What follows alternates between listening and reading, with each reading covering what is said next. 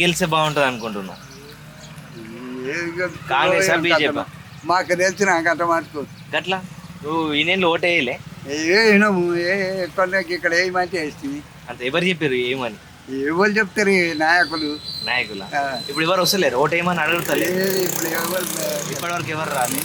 మొన్న last time ఎవరికి వేసినావు? మొన్న కాంగ్రెస్. కాంగ్రెస్ కా ఆ. మరి కేసీఆర్కి ఎందుకు వేయలే? ఆ? కేసీఆర్ ఎందుకు వేయలే? కేసీఆర్ దోక చేసిండుగా ఏం చేసిండు కేసీఆర్?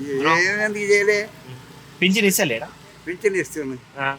మరి ఏం చేయాలి అనుకుంటున్నావు? ఆ?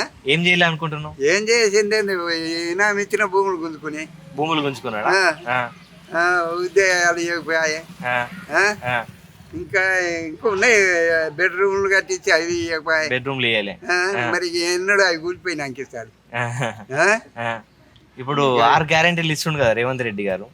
అవి మరి చూడు ఇవ్వకుంటే గుడ్డ ఇంకా ఎన్ని పోతే దానికి అంతేనా? చెప్తానే ఉండి టీవీలలో చెప్తానే ఉండి. ఇప్పుడు ఒకటన్నా వచ్చిందా మరి ఉచిత కరెంటు?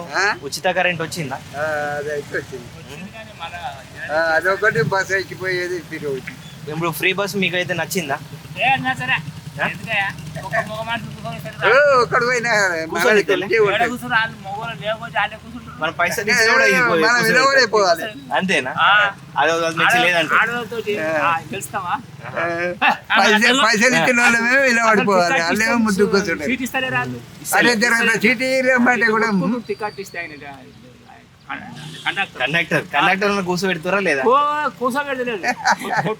కండక్టర్ ఏమంటాడు ఎవరిని లేకుండా పెద్ద మంచోడే అంటాడు.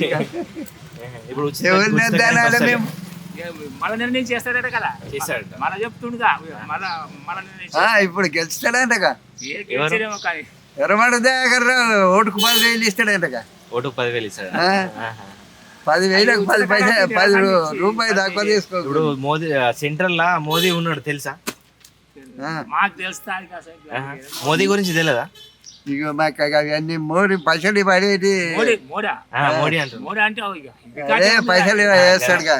మరి ఆయన గెలిస్తే పైసలు గెలవాలనుకుంటున్నా లేదా? గెలవరా అంటారు కదా. వస్తాడా ఈసారి? వస్తాడా? ఇక్కడ ఎవరు గెలుస్తారు మన లోకల్? ఇక్కడ కాంగ్రెస్ బీజేపీ. ఈ కాంగ్రెస్ కి వేసారు కానీ మళ్ళీ ఈసారి బీజేపీ తిరుగుతారు. మరి బీజేపీకి వస్తుంది మళ్ళీ. తెలుసు